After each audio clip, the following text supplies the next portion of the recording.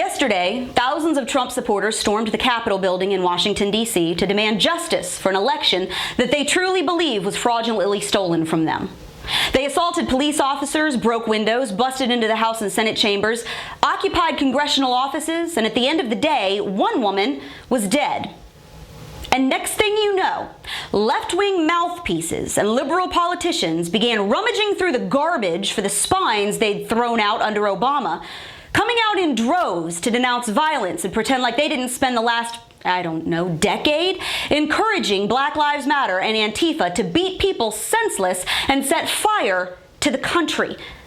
So here's the deal. Plain and simple. If you turned a blind eye to the insanity, the violence, and the bloodshed that ripped apart our nation for months last year because it was your preferred group of victims calling it justice, you don't get to say jack all about anything that happened yesterday. So take several seats and shut up, you lying, two-faced hypocrites.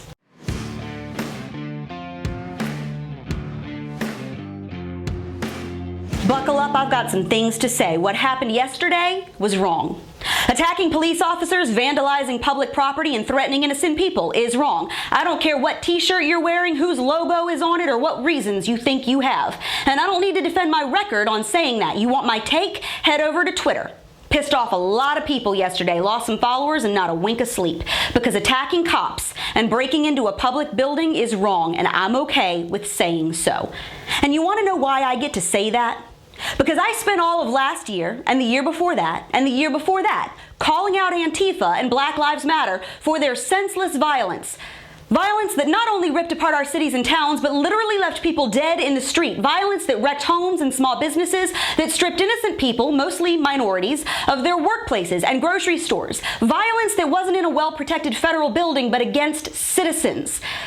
I can say that because I've personally sat with business owners and watched the tears roll down their faces because their lives were shattered by insane mobs that burned down their stores for no reason. And we were told again and again and again by the liberal news media and Democrat politicians and left-wing talking heads that all of that was perfectly acceptable because it was in the name of justice. Remember this over at CNN from Chris Cuomo? I argue to you tonight, all punches are not equal. Morally, in the eyes of the law, yes, but in the eyes of good and evil.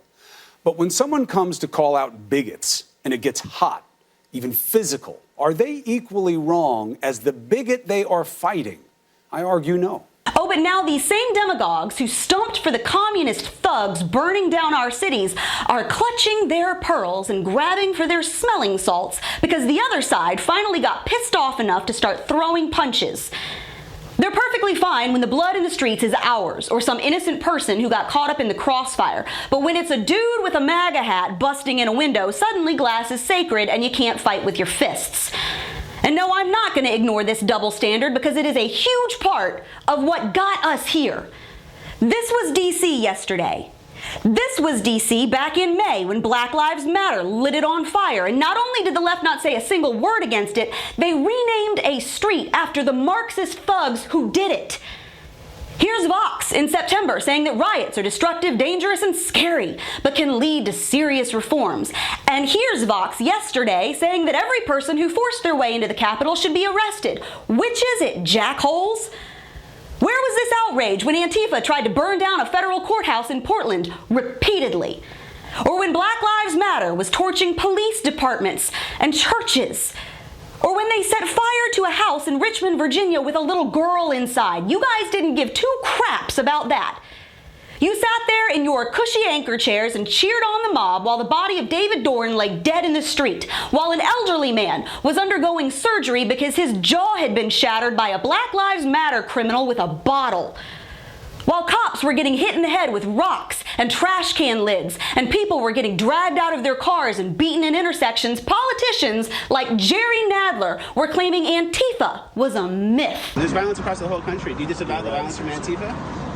That's happening in Portland right now? There's riots. That's a myth that's being spread only in Washington, D.C. About Antifa in Portland? Yes. And now, after encouraging all of that for years, after standing in front of burning buildings calling it a mostly peaceful protest, the self-appointed moral arbiters over at CNN and NBC have suddenly decided that violence is bad? That protesting in anger is wrong because what? Now it threatens you? In a speech from his taxpayer-funded high horse, Chucky Schumer repeatedly called the Trump supporters who stormed the Capitol Wednesday thugs. Those who perform these reprehensible acts cannot be called protesters. No, these were rioters and insurrectionists, goons and thugs, domestic terrorists. So now we can call them thugs. Now that's okay. You can't say it when liberals are destroying cities and assaulting citizens and ransacking Target because it's racist. Those are just disenfranchised victims expressing their frustrations with the system. But Trump supporters lose their crap on the Capitol steps and suddenly we're back to law and order and being peaceful. You don't get to have it both ways. You hypocritical, two-faced, disingenuous sacks of garbage. You don't get to sit here now like you have some kind of high ground because you just dug out the moral compass out of your junk drawer yesterday before rushing into your studio to blast people you don't like because they finally started swinging back. You celebrated violence for years.